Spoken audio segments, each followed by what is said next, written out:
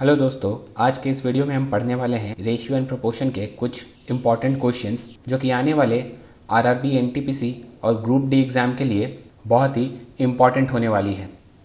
ये सारे क्वेश्चंस हमने एनटीपीसी और ग्रुप डी को ध्यान में रखते हुए बनाया है, तो जो भी कैंडिडेट ये एग्ज़ाम को आगे फेस करने वाले हैं वो इसे ज़रूर देखें। तो चलिए स्टार्ट करते हैं आज के क्वेश्चन नंबर 1 से। ये क्वेश्चन बहुत ही कॉमन है और रेशियो एंड प्रोपोर्शन में सबसे ज़्यादा पूछे जाने वाले में से एक क्वेश्चन है। क्वेश्चन में A:B दिया हुआ है, B:C भी दिया हुआ है और पूछ रहा है हमसे A:B:C का वैल्यू क्या होगा। तो इसका दो मेथड मैं बताऊंगा। सबसे पहला मेथड जो सभी जानते हैं वो ये है, A:B 5:9 है तो A के नीचे 5 लिख लीजिए और B के नीचे 9। सेकंड, B:C 3:7 है तो B के नीचे 3 लिखिए और C के नीचे 7। दो जगह वेकेंट हो रहा है तो इस जगह के इमीडिएट साइड में 9 है तो इधर पे 9 लिख लेंगे और इस जगह के इमीडिएट साइड में 3 है तो इधर पे 3 लिख लेंगे। अब बस कुछ नहीं करना है, मल्टीप्लिकेशन करना है। 5 × 3 15, 9 × 3 27 और 9 × 7 63। ये 3 से सिंप्लीफाई हो जाएगा। 3 5 15, 3 9 27, 3 21। तो 5:9:21 इसका आंसर हो जाएगा। पर ये मेथड का एक डीमेरिट है, अगर ये जो वैल्यू है सीक्वेंस में ना दिया हो। इधर पे देखिए A:B 5:9 दिया है, फिर B से स्टार्ट किया है, B:C 3:7 है। यही अगर B:C की जगह A:C पूछ दिया रहता तो ये मेथड फेल हो जाता। तो नेक्स्ट मेथड वो मेथड होगा जो यूनिवर्सल है, जो हर जगह एप्लीकेबल होगा ऐसे क्वेश्चंस में। इस मेथड में सबसे पहले A:B आप लिख लीजिए कितना है, यह है 5:9। B:C लिख लीजिए कितना है, यह है 3:7। अब दोनों में जो कॉमन वैल्यू है इसमें B है, उसे कंसिडर करना है। तो B इधर पे 9 है और इधर पे 3 है।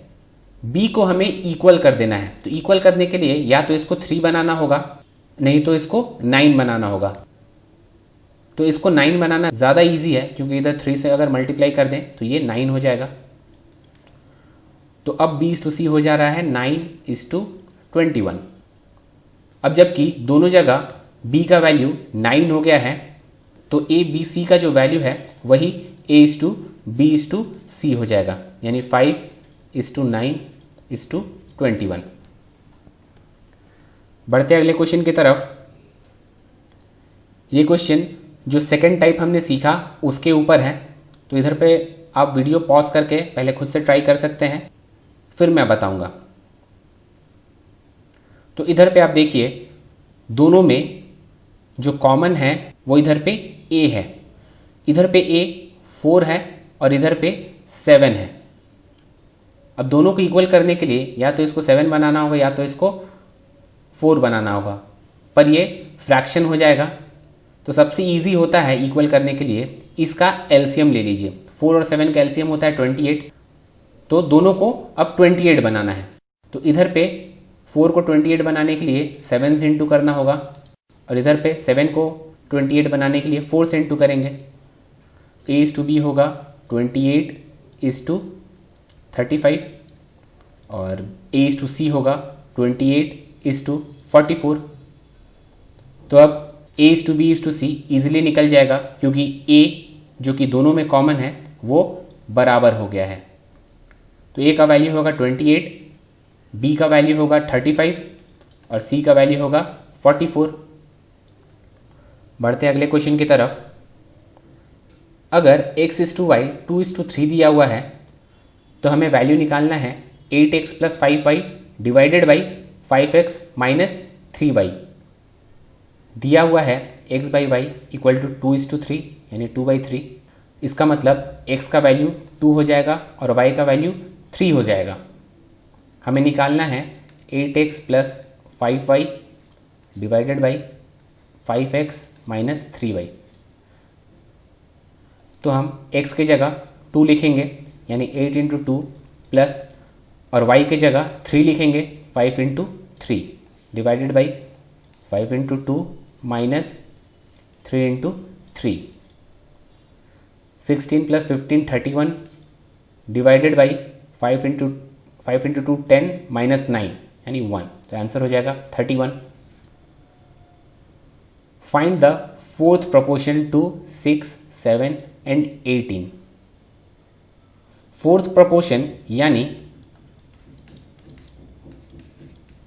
ये वाला नंबर, ये फोर्थ प्रोपोर्शन है, तो इसे बहुत ही आसानी से निकाला जा सकता है। 6/7 इज इक्वल टू 18/x, 6 1 ज़ा 6 3 ज़ा, तो x का वैल्यू हो जाएगा 21। नेक्स्ट क्वेश्चन, 16 और 12 का थर्ड प्रोपोर्शन निकालना है हमें। थर्ड प्रोपोर्शन यानी 16:12 इज इक्वल टू 12:x, ये थर्ड प्रोपोर्शन होगा, तो इसे भी हम बहुत ही आसानी से निकाल सकते हैं। 16/12 इज इक्वल टू 12/x, तो x होगा 12 इंटू 12/16। थर्ड प्रोपोर्शन का एक फॉर्मूला भी होता है b इंटू बी बाई ए। इसे अगर आप a मान लें और इसे b, तो इसका फॉर्मूला हो जाएगा BBA। अगर आप BBA याद रख रहे हैं तो थर्ड प्रोपोर्शन का फॉर्मूला बहुत ही आसान तरीके से याद हो जाएगा। तो इसका आंसर होगा 4 4 ज़ा 16, 4 3 ज़ा 12, 4 3 9। बढ़ते हैं अगले क्वेश्चन की तरफ। नेक्स्ट क्वेश्चन है मीन प्रोपोर्शन ऑफ 343 एंड 7, ये क्या होगा? तो मीन प्रोपोर्शन निकालने के लिए दोनों नंबर का प्रोडक्ट का स्क्वायर रूट कर दीजिएगा, तो इसका मीन प्रोपोर्शन होगा 343 इंटू 7। 343 7 का क्यूब होता है। अगर आप कॉम्पिटिटिव एग्जाम का प्रिपरेशन कर रहे हैं तो एटलीस्ट आपको 1 से लेके 10 तक का सारे क्यूब टर्म्स याद होने चाहिए। तो ये 343 7 का क्यूब होता है, और 7 का क्यूब इंटू 7 करने से 7 का पावर 4 होगा, तो इसका आंसर हो जाएगा 7 का स्क्वायर यानी 49। तो हमने अभी 3 चीज़ सीखा। सबसे पहला फोर्थ प्रोपोर्शन, फिर थर्ड प्रोपोर्शन, और अभी मीन प्रोपोर्शन। ये तीनों का फॉर्मूला अच्छे से याद रखिएगा, बहुत कन्फ्यूजन करता है एग्ज़ाम में। थर्ड प्रोपोर्शन के लिए हमने BBA सीखा था, इसका फॉर्मूला का ट्रिक। मीन प्रोपोर्शन यानी रूट ऑफ AB, और फोर्थ प्रोपोर्शन के लिए A:B is equal to C:D। तो अब बढ़ते हैं नेक्स्ट क्वेश्चन की तरफ। एक कार्टन है जिसमें 1 डजन मिरर है, वो नीचे गिर जाता है, तो हमें बताना है नीचे दिए हुए ऑप्शन में से broken is to unbroken mirror का कौन सा रेशियो नहीं हो सकता। तो उसके पास 12 मिरर्स हैं, तो इसमें से अगर एक मिरर टूटेगा तो 11 मिरर्स सही रहेंगे, अगर 2 मिरर टूटेगा तो उसमें से 10 मिरर सही रहेंगे, 3 टूटता है तो 9 सही रहेंगे, 4 टूटेगा तो 8 सही रहेगा, 5 टूटेगा तो 7 सही रहेगा, 6 टूटेगा तो 6 सही रहेगा। और अब इधर से उल्टा हो जाएगा, यानी 7:5, 8:4, 9:3, 10:2 और 11:1। इधर पे इसका सिंप्लीफाइड रेशियो यही होगा 1:11, इसका सिंप्लीफाइड रेशियो 1:5 का होगा, इसका सिंप्लीफाइड रेशियो 1:3 का होगा, इसका सिंप्लीफाइड रेशियो 1:2 का होगा, इसका यही होगा, और इसका 1:1 का होगा। इन सारे रेशियो को अगर हम जोड़ेंगे तो हमें ऐसे नंबर मिलेंगे जो 12 का फैक्टर होगा। ये देखिए 6 12 का एक फैक्टर है, 4 3 12 2, यानी इन ऑप्शन में से अगर रेशियो को जोड़ते हैं, अगर वो 12 का फैक्टर आ जाता है तो ब्रोकन इज टू अनब्रोकन का रेशियो पॉसिबल है। तो 3:1 पॉसिबल होगा क्योंकि 4 हो रहा है, 1:2 भी पॉसिबल होगा क्योंकि 3 हो रहा है, 5:7 भी पॉसिबल होगा क्योंकि 12 हो रहा है, पर 6:1 ये पॉसिबल नहीं होगा क्योंकि इसे जोड़ने से 7 आ रहा है, और 7 12 का फैक्टर नहीं होता है, तो आंसर हो जाएगा ये। बढ़ते अगले क्वेश्चन की तरफ।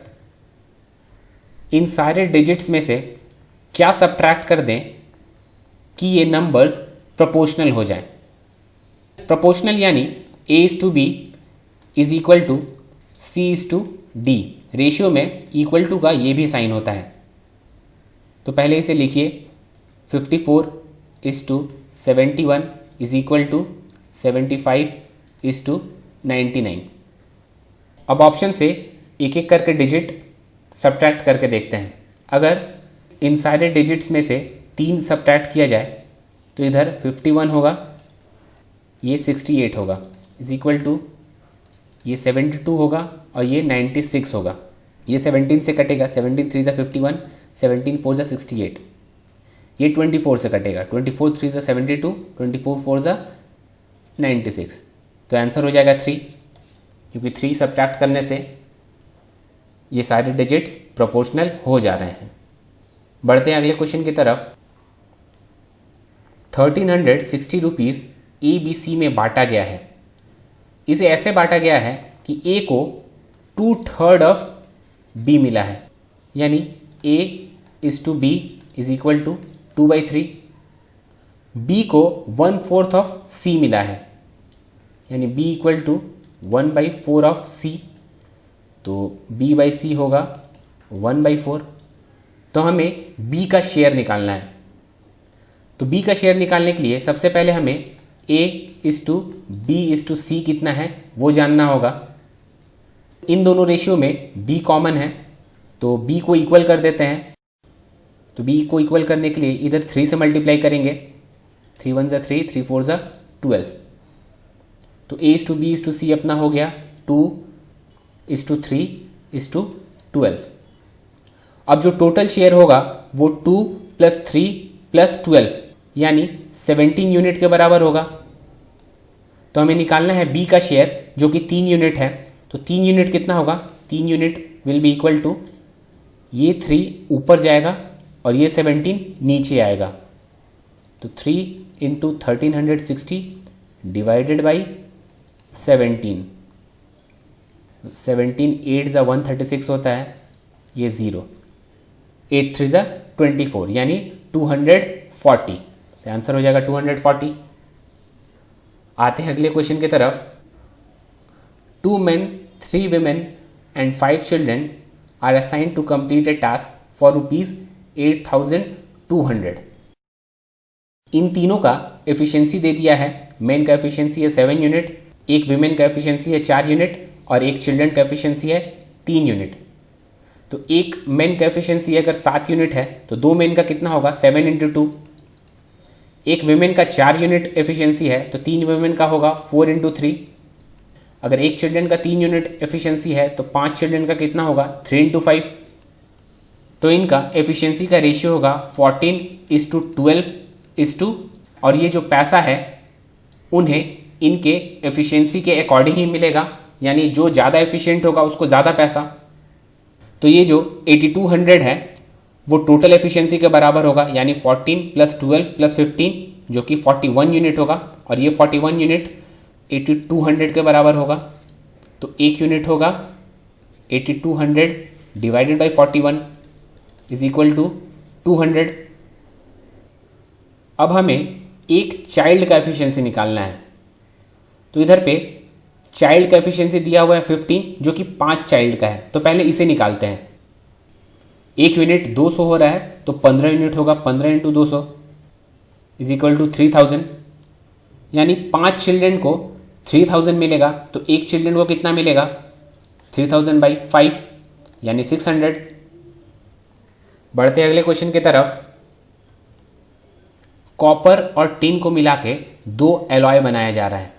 पहले एलॉय में कॉपर 7 भाग है और टिन 2 भाग है। दूसरे एलॉय में कॉपर 7 भाग है और टिन 11 भाग है।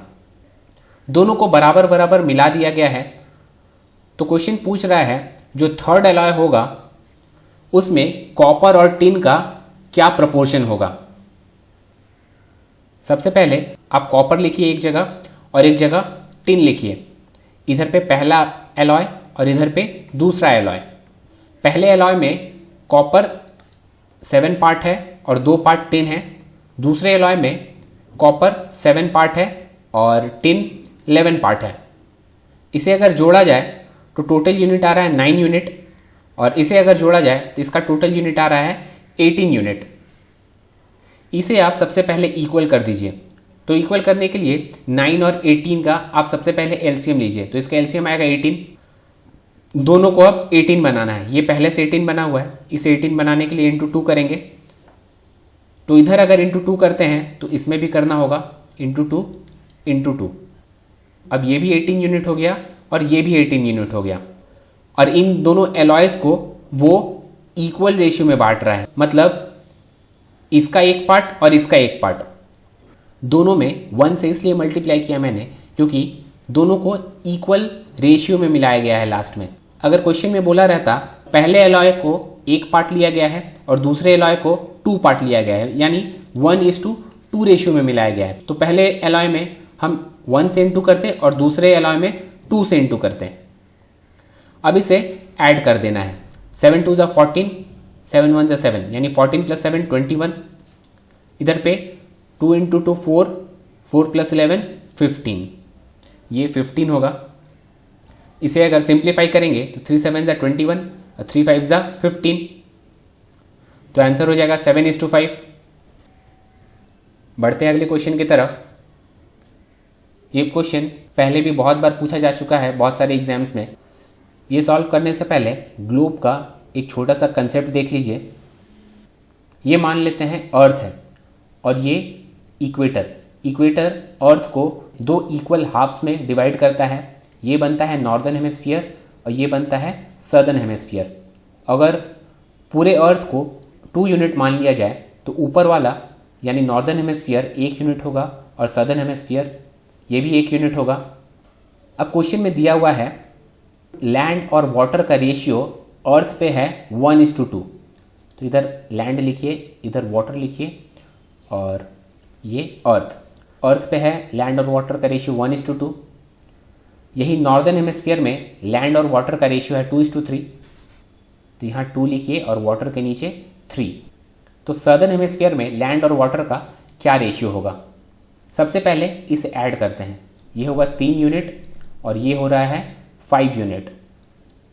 तो इसे इक्वल करने के लिए इन दोनों का जो एलसीएम होगा उतना इसे बनाना होगा। तो इसका एलसीएम होगा 15, तो इसे 15 बनाने के लिए इसको 5 से इंटू करना पड़ेगा, इसको 3 से इंटू करना होगा, यानी इधर भी 5 से इंटू होगा, इधर भी 5 से इंटू होगा और यहाँ 3 से इंटू होगा, यहाँ पे 3 से इंटू होगा। अब यहाँ देखिए अर्थ जो है वो 2 पार्ट है और नॉर्दर्न हेमिस्फीयर जो है 1 पार्ट है, यानी अर्थ में 2 से इंटू करना होगा और नॉर्दर्न हेमिस्फीयर में 1 से इंटू करेंगे, नहीं भी कर सकते हैं। अब निकलेगा अपना सदर्न हेमिस्फीयर का वैल्यू। तो सदर्न हेमिस्फीयर का वैल्यू निकालने के लिए टोटल अर्थ में से अगर नॉर्दर्न हेमिस्फीयर को घटाएंगे तब आएगा, ना कि प्लस करने से आएगा। प्लस करने से तो ज़्यादा हो जाएगा।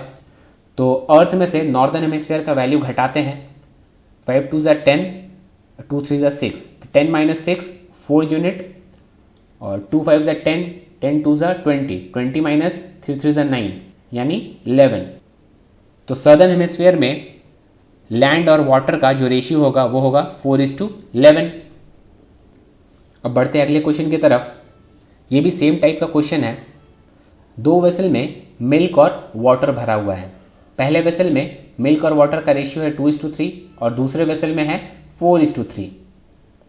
इसे एक बड़े वेसल में डाल दिया जाता है 3:2 रेशियो में, यानी इसका 3 पार्ट लेते हैं और इसका 2 पार्ट लेते हैं। तो जो बड़े वेसल में मिल्क और वाटर का रेशियो होगा उसे पता लगाना है। तो इसका भी अप्रोच सेम ही रहेगा। यहाँ पे मिल्क लिखना है, यहाँ पे वाटर। ये पहला वेसल, ये दूसरा वेसल।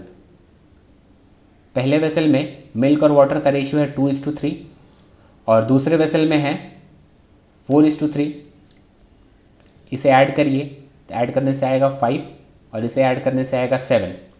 ये दोनों का अब एलसीएम लेते हैं। 5 और 7 का एलसीएम होगा 35। तो इसे 35 बनाने के लिए 7 से इंटू करेंगे और इसे 35 बनाने के लिए 5 से इंटू करेंगे। इंटू 7 इंटू 7, इधर इंटू 5, यहाँ भी इंटू 5। अब इसे एक बड़े वेसल में मिलाया जा रहा है पर इक्वल नहीं, 3:2 रेशियो में, यानी पहले वाले का 3 पार्ट लिया जा रहा है और दूसरे वाले का 2 पार्ट। तो इसीलिए इसमें 3 से इंटू होगा और इसमें 2 से इंटू होगा। अब इसे ऐड कर देते हैं। 2 7 ज़ा 14, 14 3 ज़ा 42 प्लस 4 5 ज़ा 20, 20 इंटू 2 40। यहाँ होगा 82 इस टू 3 3 ज़ा 9, 9 7 ज़ा 63, 3 5 ज़ा 15, 15 2 ज़ा 30।